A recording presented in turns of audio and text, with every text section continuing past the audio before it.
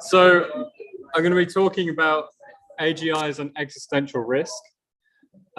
This is a topic that's been pretty hot lately. It's kind of exploded. There's a community of people that have been talking about it for a long time, but it's really kind of hitting the news lately. And I want to emphasize that here I'm just outlining the arguments and doing the best to withhold my viewpoints, but that's kind of impossible. So there's going to be some bias here.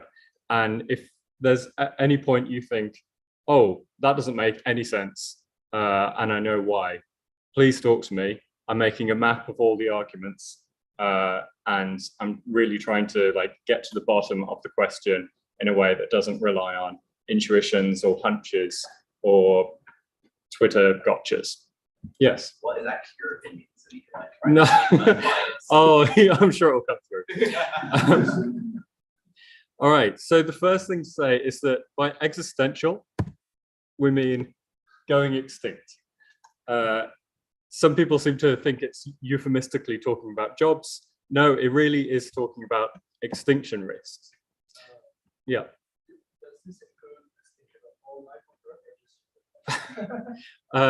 I don't think it really matters. All right, so what's Toby Ord's definition of an existential risk? That's the one I'm going to go with. And he says that an existential risk is a risk that threatens the destruction of humanity's long-term potential. So I'm going to weaken the argument a bit and not say that AI is going to kill everyone, but instead that there's a reasonable chance that humanity will lose control of AI.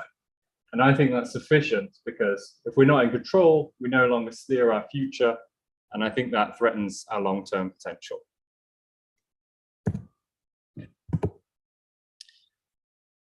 So one immediate argument made against this is that this is just sci-fi speculation and it distracts from the very real, very present existing harms from AI in the world. So one of these is reinforced and perpetuated biases. We're all familiar with that. Recently, there's the idea of whether the way in which Midjourney and other diffusion models or image generating models are stealing data. There's deepfakes and the prospect of automated misinformation, lethal autonomous weapons, and the lack of transparency and explainability. So there's an argument to be made that the people worried about this are just Silicon Valley tech bros, completely unaffected by these very real, very present issues. And they've just gone a bit wild with their sci-fi speculations and are not really grounded in reality anymore.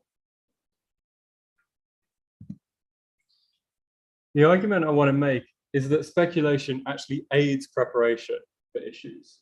For all of those issues, if we'd started speculating a bit earlier, maybe we would have had more time to actually prepare for addressing them.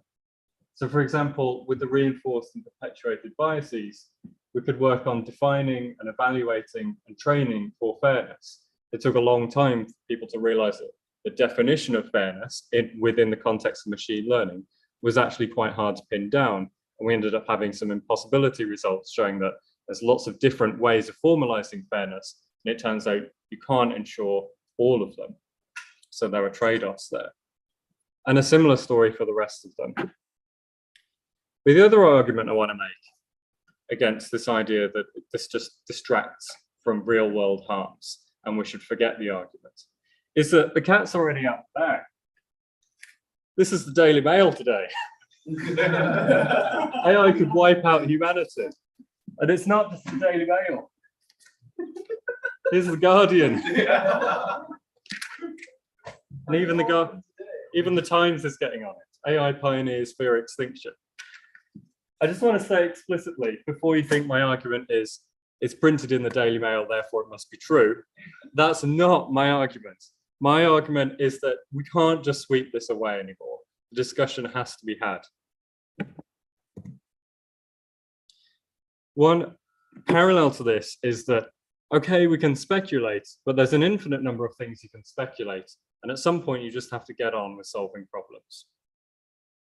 So this, I would say, with some of the greatest minds speculating on this threat, maybe there's something to this one. And if we wait for evidence that AI might take control, will it already be too late? The existing pattern of waiting to see harms before addressing them might lead to a catastrophic outcome with something this powerful. So for it to not even be worth spending time engaging with the discussion, you'd have to be extremely confident that the risk is extremely small. And I think that's just not justified. Okay, enough meta. What is the argument? It starts with the idea of the second species. I think Stuart Russell named this.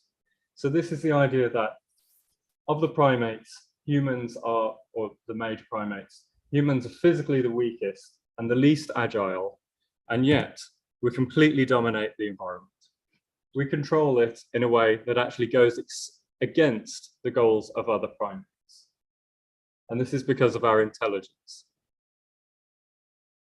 So why do more intelligent agents seek to control the environment? So this is the argument of instrumental convergence, popularized by Nick Bostrom. So this argument says that almost whatever an agent's goal is, uncontrolled parts of the environment might be obstacles, and controlled parts of the environment can be tools. And that includes other agents in the environment. Classically, instrumental convergence is focused on things like resources, self-preservation, self-improvement, etc. But these are all just elements of things in the environment, including itself, I suppose, being brought under the control of the agent in order to serve its goal.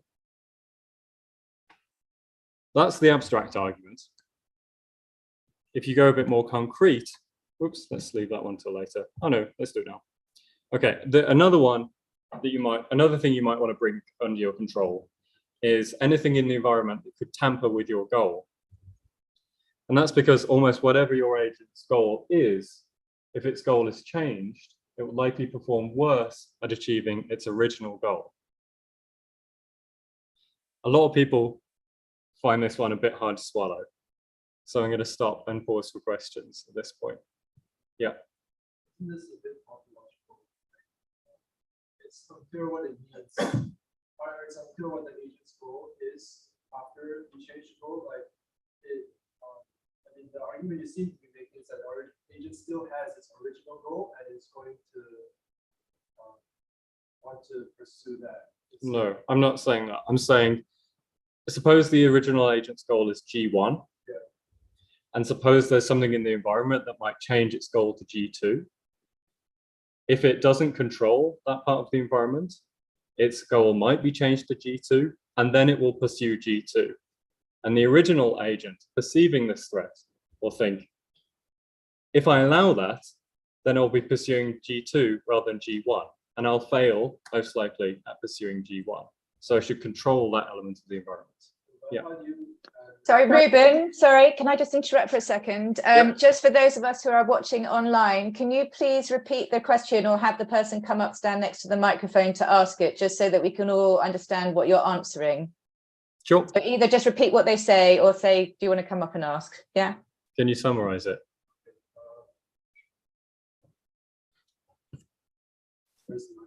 I don't know. Just stand where I'm standing. So my question was, the argument that seems to be being made here is that the agent, after its goal gets changed, will still kind of remember its original goal. And I was asking whether that was the case, and Reuben was responding to that. So I said that it might remember it, but it might not care about it. Yeah. So are you trying to say here that, like, because I read Superintendent's are you trying to say basically that it actually has a terminal goal, like never want to change that because that would fundamentally be a different agent. So like it's more like under the guide of self-preservation. So the question is, preserving your own goal is sort of akin to preserving your existence. And yes, I agree with that. That's the argument. So just really final quick one. This is only true if the new goal is not contained within the original goal? Yeah, so the question is, what if the new goal is contained within the old goal? Yeah, I suppose that's possible. The question is just, will your goal being changed to the new goal affect your performance at performing the original goal? And if it like enlarges it, then maybe not. But like it's probably better to have, if you have a single terminal goal, it's probably better to stick to that rather than adding on extra things to the goal. You'll probably perform worse. But yeah, it's not a guarantee. Okay, I'm gonna have to move on. So if you buy the instrumental convergence argument, the burden of proof now flips. The burden of proof was, why would an agent want to take control? And the new burden of proof is, how can you construct it not to have an incentive to take control? Okay, so a tour of some counter arguments now. First is, this is not true intelligence. True intelligence wouldn't dominate, it would cooperate. It would have the common sense to realize it was on the wrong track when humans complained or tried to switch it off or whatever. And true intelligence would be moral and would be wise. Whatever true intelligence is, it doesn't seem to be the current goal. It's not the path that the AI field is on. The field is currently aiming for capability, and the same arguments go through. Instrumental convergence still works if you're talking about capability rather than intelligence. So if you want, just forget I used the word intelligence and substitute the word capability. That said, I completely agree. We should build AI with all of these nice things that true intelligence encompasses. Another argument against instrumental convergence is, yes, by default, more capable agents meet their goals, possibly by taking control of the environment. But this is when the odds are even between the two agents, if they're adversaries. So if you're playing a game of chess against a supercomputer and you're white and the supercomputer is black, you don't know how you're going to lose, but you can reliably predict that you are going to lose because it's more capable. But the real world situation with AI might not reflect that situation. It might be more like the game on the right, where the supercomputer has a severe handicap. And you might be confident enough that the handicap is so large that there's just no way the supercomputer could actually win. And win in this analogy is take control. So chess in this analogy is the control game. So how could we make the odds stack in our favor? So one idea is we can restrict the action space. So you can prevent a high bandwidth connection to the internet, or you can only allow it to be connected for a certain amount of time, or you can ensure there's a really accessible off switch, something like that. My problem with this approach is the incentive to control the environment shouldn't be there in the first place. We shouldn't be tying the AI's hands behind its back. We should be making sure it doesn't want to do anything we don't want it to do in the first place. Also, this doesn't seem to be what companies are currently doing. They currently seem to be, well, take ChatGPT, for example. The goal currently seems to be to connect it to as many things as possible with the plugins. That's the exact opposite of this strategy. Also, there's economic forces. The greater the restriction of the agent, the less useful it's going to be. And fighting against economics is pretty hard, as the fight against fossil fuel shows. And finally, if AGI is connected to the internet, can we guarantee that no strategy ends in human disempowerment? Is it sufficient to stack the odds a little bit, or do we want them to be stacked entirely in our favor? So what do I mean by that? Well, in a game of chess, the game tree looks a bit like this.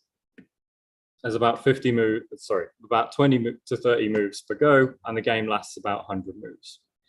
In Go, it's a lot bigger. That's why the game took longer. And the situation with an AI connected to the internet would look a bit more like this. Tried to get more branches, but this was the best picture I could find.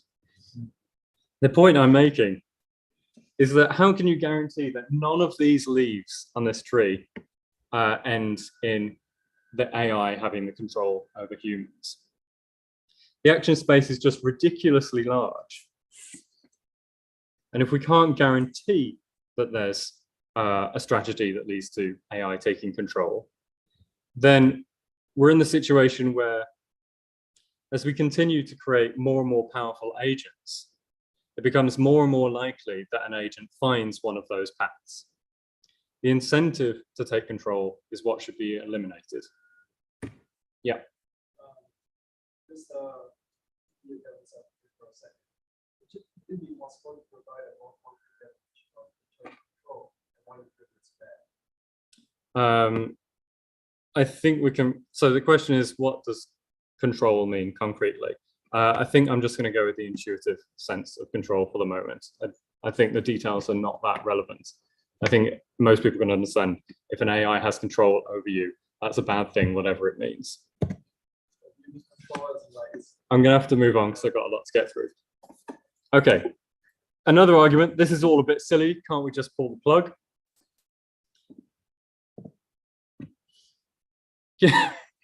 Kim Jong-un has an off switch. It's about there, but somehow no one can get to it. Having an off switch is useless if it comes under the agent's control.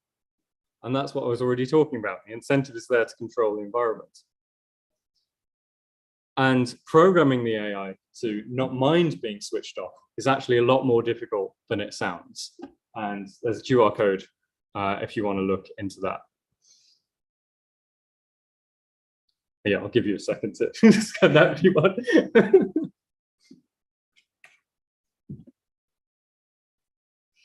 Might also actually mean like Yeah. I won't repeat that question. Okay. So how are some other ways in which AI could prevent itself being switched off? So one is that we could become directly reliant on it. So AI might provide services that we don't want to give up, just like fossil fuels. And this would give AI leverage. Another idea is indirect reliance. So that AI might become embedded into crucial systems that we don't want to give up, like the internet. If you switch the internet off, things don't end well.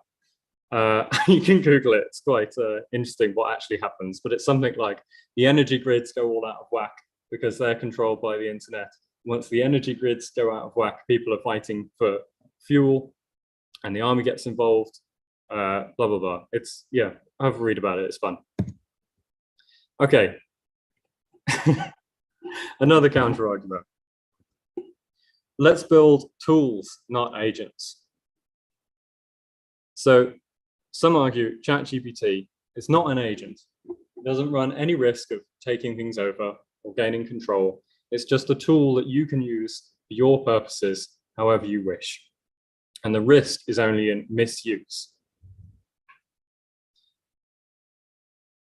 So my problem with this is it's not actually clear what is an agent and what isn't.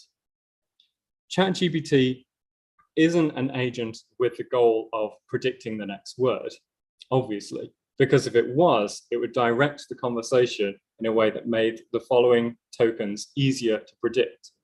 So for example, it could start, I know a song that will get on your nerves, and then just continue that forever. That would be easy. But instead, it just predicts the next word with no consideration about whether that makes other words harder or easier to predict.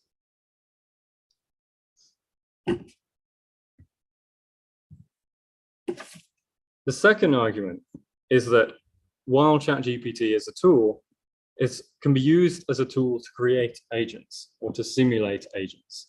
So if I say to ChatGPT, let's play noughts and crosses, it begins to simulate a noughts and crosses playing agent. It's actually terrible, but that's besides the point. In the limit, language models could be very good at this kind of thing. I could also say, let's play Conquer Europe, and it just assumes that's a game and starts playing along. I don't mean for that one to be taken seriously. Okay, and the final argument against this tools versus agents thing is that there's an economic incentive to create agents. We want our AIs to actually do things for us in the world rather than just talking to us. A really good post on the large language models as simulators of agents can be found on that QR code.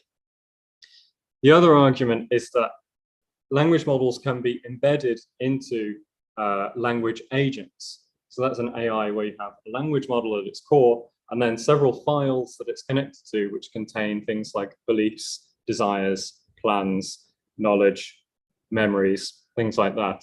And the AI can then, in a feedback loop, so I think AutoGPT is an example of this, can start acting as an agent. The simulated agent becomes a real agent acting in the world. So why is there an economic incentive to create agents rather than tools? Well, imagine a conversation 30, 50 years hence that goes like this. You ask your AI for a business plan, and it outputs a PDF of 17 terabytes. And you say, in conversation with it, how can you explain it simply? The AI says, not really, it is extremely complicated. The human says, give it a go in a couple sentences. AI. Imagine a wolf hunting in a forest as part of a pack. He peels away, distracted by a rotting corpse. Later, he hears the other wolves yelp as they tumble down a ravine. Human. Am I meant to be the lone wolf here? AI. Yes. Human. That doesn't make any sense. AI. I did mention it was complicated. With less than 1 billion sentences, metaphors are the best I can do. Would you like me to enact the plan? So I can imagine something a bit like this happening, but obviously this is a bit of a silly example. But put yourself in the shoes of a CEO with this kind of situation where this is the context.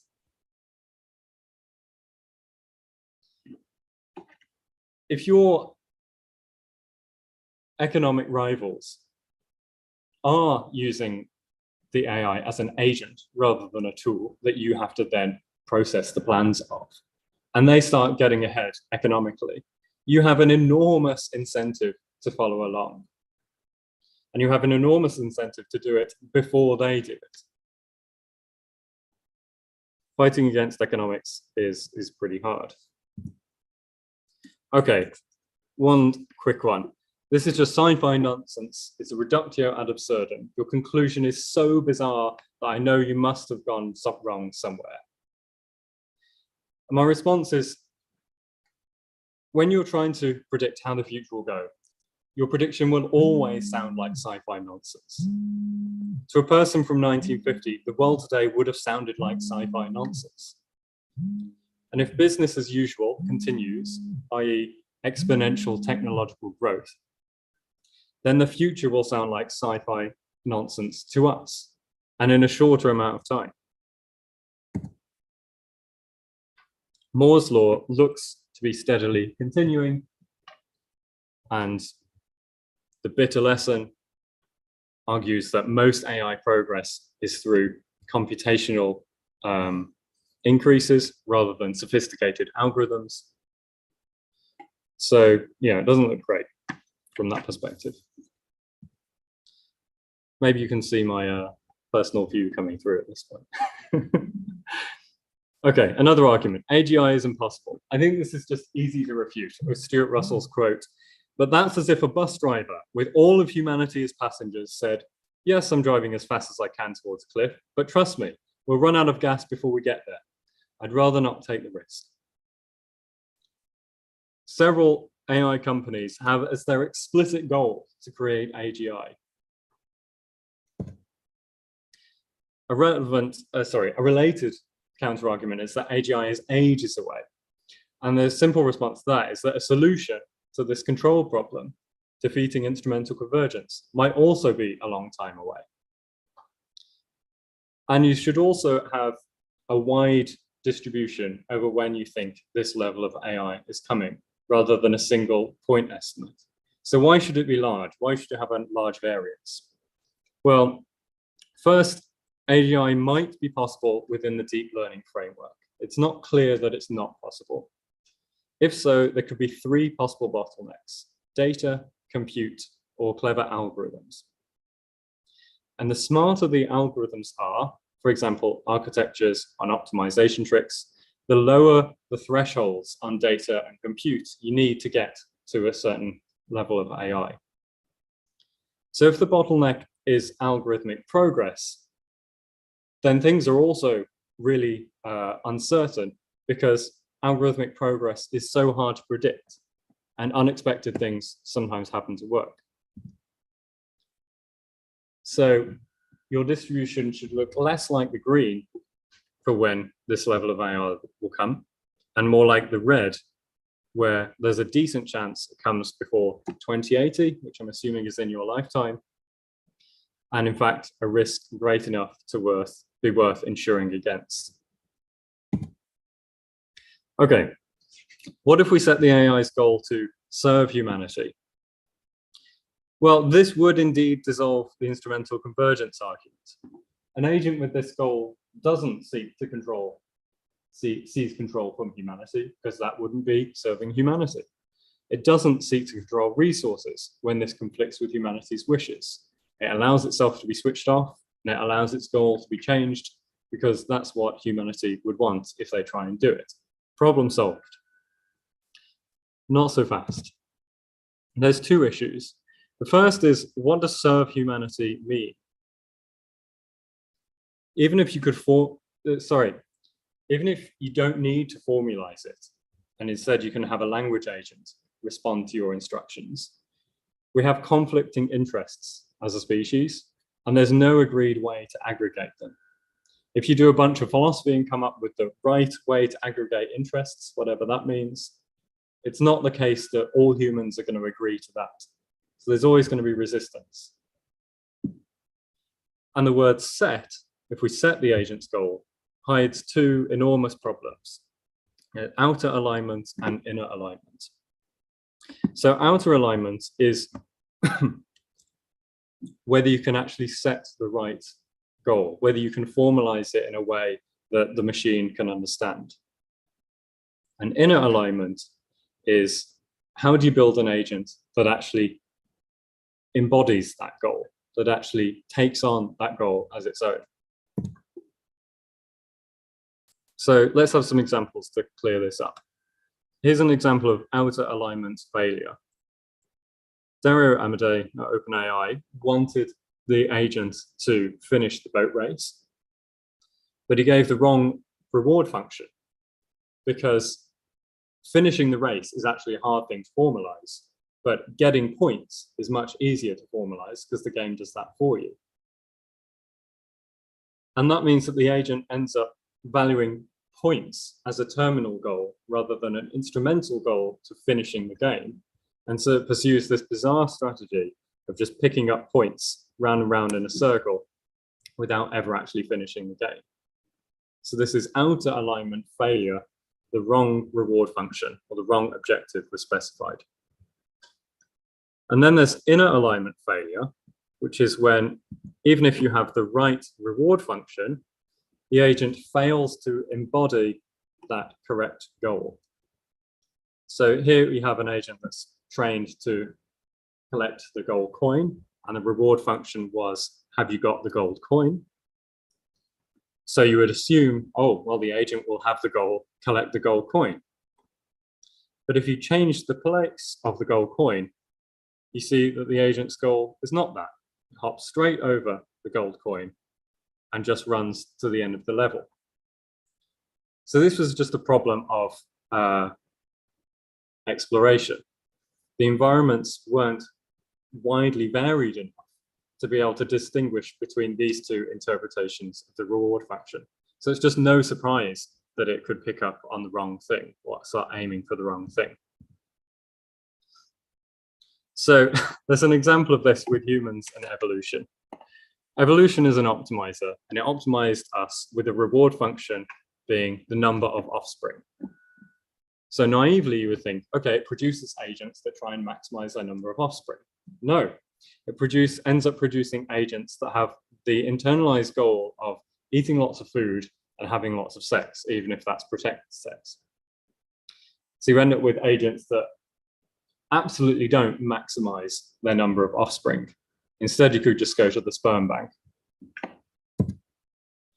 So a nice graphic for this is that outer misalignment is when you have the incorrect reward function. So if the green dotted line is the correct reward function, then if you've just messed it up and specified the wrong one, then that's the red line. And then inner misalignment is when the agent generalizes the red line incorrectly. You can't, with deep learning at least, you can't demonstrate the entire reward function. You instead give instances of reward in specific states. So that would be the solid part of the red line here. And the agent then extrapolates that if it does indeed end up pursuing a goal, which might be misaligned with the true reward function or the reward function you intended. And that's no surprise because it's just got no way to tell whether the green or the red is the right one, given only the solid red curve. How long do I have left? Okay, decent amount of time.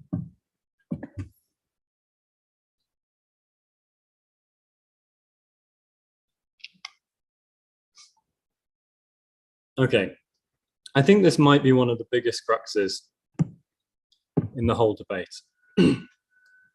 So Jan LeCun argues that this will be a process of iterative refinement. We'll get things wrong, sure, but that's the same with any technology. And you can just improve as you go along. And Yudikowsky responds, well, this wasn't actually a response, it's just two separate tweets. He believes that getting it wrong on the first try will kill you on that first try and not let you try again. So why is there such a massive divergence in view here?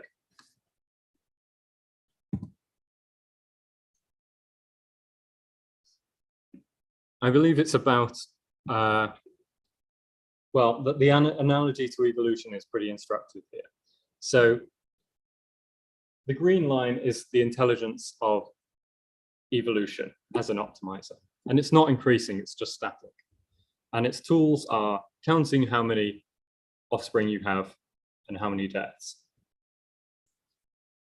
Whereas humans, trained by evolution, eventually exceed the intelligence of evolution, and they create their own culture, which is like a runaway second evolution of increasing capabilities.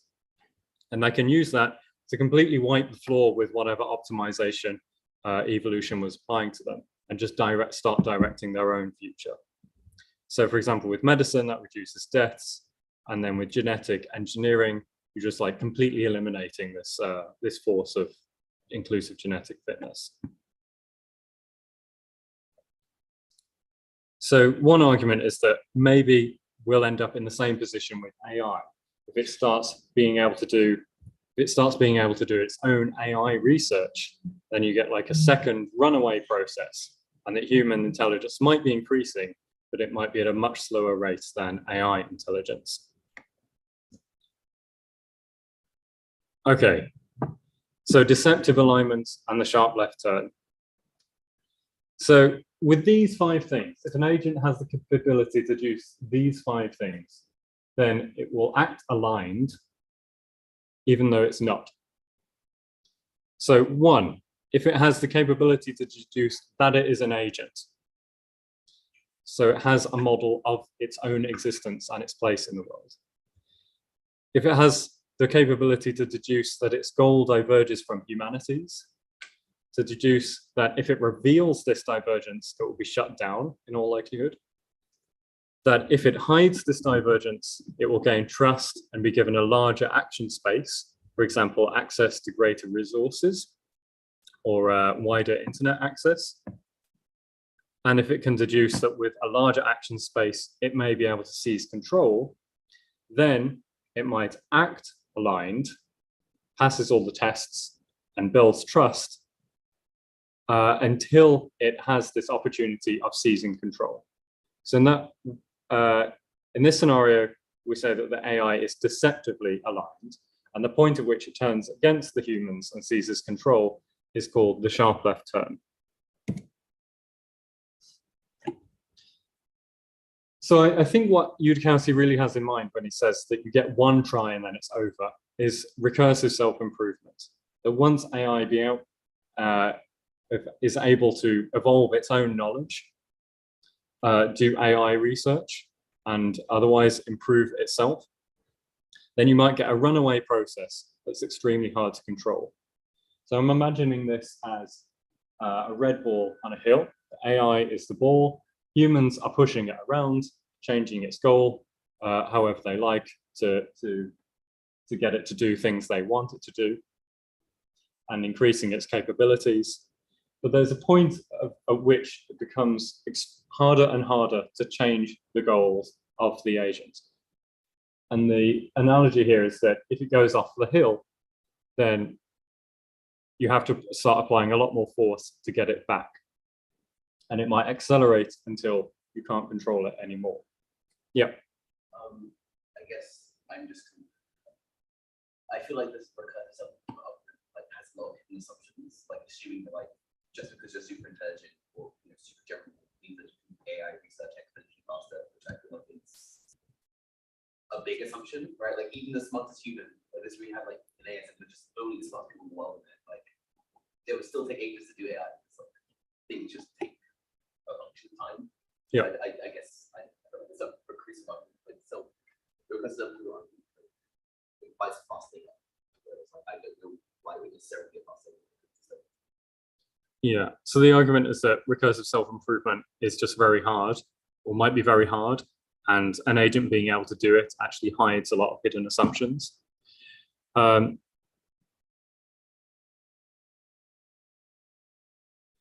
Yeah. What are those assumptions? Like that you can do AI research. Like what if it's super intelligent like physics, but actually can't do AI better? Or like what like if we're doing hypotheticals, yeah, but I think they might any but like the assumption that recursive self-improvement is A, recursive improvement in everything, and B, specifically AI that will like magically increase like our that's a big like assumption. I think we might have to leave that discussion for afterwards because the people on Zoom can't hear it. But yeah, we'll get back to that later. Okay, so one idea is that maybe language agents solve outer and inner alignment. So yeah, here's a great piece by a philosopher on language agents, or claiming that language agents reduce the risk of existential catastrophe. So the argument is essentially, it solves outer alignment, which is specifying the correct objective, because language agents can be given goals in natural language. You don't have to formalize it in an equation or a function to be optimized. You can just say, I want X. And it solves inner alignment, it's claimed, because language agents have the common sense to generalize instructions as a human would, rather than in some really dumb way that a reinforcement learning agent might.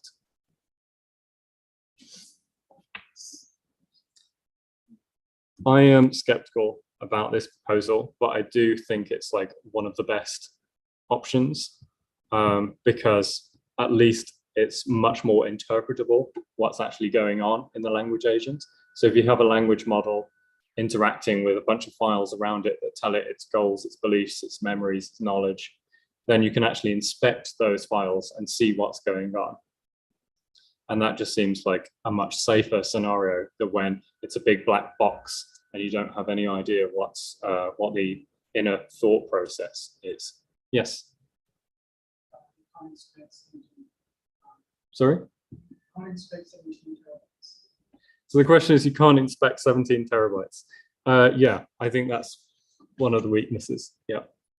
Sorry, for the sake of this argument, I think it's very important to consider that we can't even do this right to humans.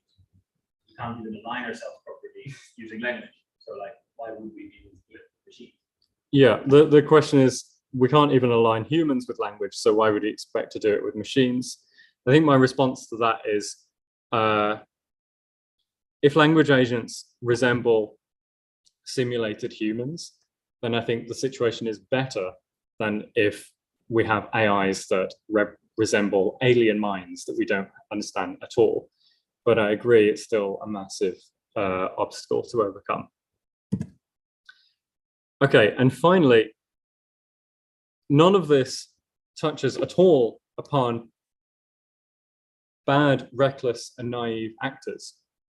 Even if all of this is fine in terms of agents seeking control, you still have people in the world who will wish ill for other people, who are completely reckless with safeguards, or who are just completely naive and don't really understand the issues and haven't heard the arguments. And I think this becomes extremely pressing if Moore's law continues for another few decades, and we get to the point where you can train extremely powerful agents on your laptop. If anyone in the world has access to essentially intelligence on tap, I think that's an extremely dangerous situation to be in. Okay, so that was the first talk of the discussion series. I hope that sort of got you in the mood for the rest of them. We have 3 talks, each a fortnight after the other, starting on Wednesday, the 14th of June. So Ivan Wegner is going to talk about tools versus agents, expanding this idea of can we limit AIs to just being tools rather than agents. And also what I touched on slightly at the end, which is the social and economic landscape and the problem of bad actors. Then we have a joint event with Nello Christianini and Chris Watkins, and they're going to debate machines can eventually be expected to think in a human-like way. And I think this is interesting, perhaps from the language agent perspective of if your AI thinks in a human-like way, maybe you can apply human folk psychology to predicting what it's going to do next, to reasoning with it, to changing its goals or whatever, rather than dealing with an alien mind. And then finally, we have Marco Loch from Radboud University, topic to be confirmed, but he's on the 12th of July. Then there'll be a summer break, and then Mirko Musalesi is giving one in October. And yeah, the invitation is open. If you thought what I said was absolutely bonkers, hogwash, I'd love to have you give a talk on your views. And if you're too timid to give a talk, I'm building up this map of debates on the question. So you can find that on this QR code. If your opinion isn't in here, or if one of the arguments is crap, please let me know. I'd love to get like a full map of everything that's going on here, so that rather than people doing Twitter takedowns, they can instead say, I'm here on the map. This is my crux. So red are arguments for danger, green are arguments for safety, and orange are cruxes, where it seems to me to be uncertain what the answer is. Yeah. There's some questions in the Q&A. Yes, let's take a look at the Q&A. So someone asks, to what extent do you think the personification of AI has contributed to the increase in discussion in comparison to other existential threats, e.g. when it was thought that the LHC was going to make a black hole? Has the recent research indicating that emergent properties of LLMs might be a function of performance metric changed your view on the immediacy of AI X risk? Okay, so 2 questions. Yeah, the personification is a real problem. I think that people are beginning to think of ChatGPT as a person that you can talk with, or instead, if you look at the previous post, I think it's better to think about it as a simulator of agents that's been fine-tuned to act like a helpful agent. But we don't know exactly how they behave. The space of all possible sentences is absolutely vast. There might be adversarial sentence examples, just like for image classifiers, that just completely throw off language models in completely unexpected ways. So for most humans, I think there's probably not such a thing as an adversarial sentence that just causes them to go haywire. But I think for a language model, there could be, and that's a real worry. And we might miss it if we fall into the trap of thinking and treating them as humans. As for the emergent properties, yeah, I believe totally that makes the matter more pressing, and it makes it harder to do the kind of approach that Jan LeCun is advocating for, which is this iterative approach. If capabilities suddenly pop into existence,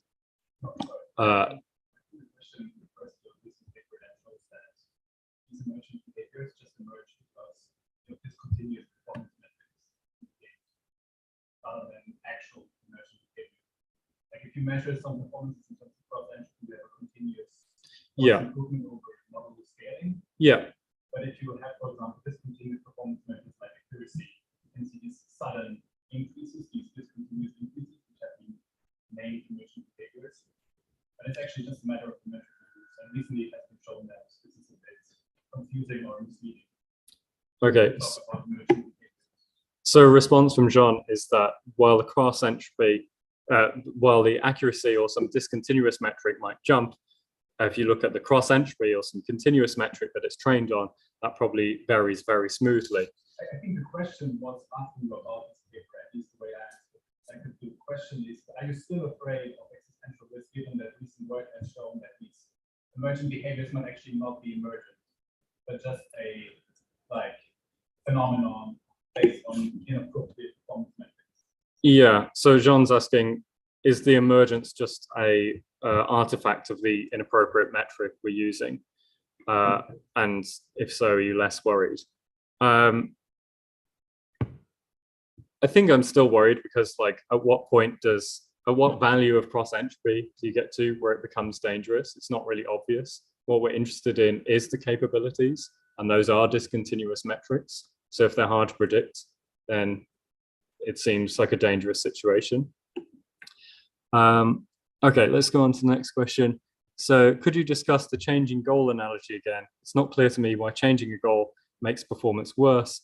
Couldn't it also make performance better?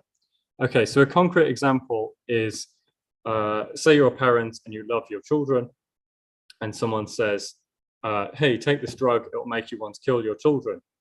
You're probably not going to take that drug, because then you can't care for your children anymore. Is it possible that you could take a drug that would change your goal to make you care for your children better? Well, yeah, I suppose if you have depression and you take a drug that stops you being depressed and focusing on the end of the world, then you might take care of your children better.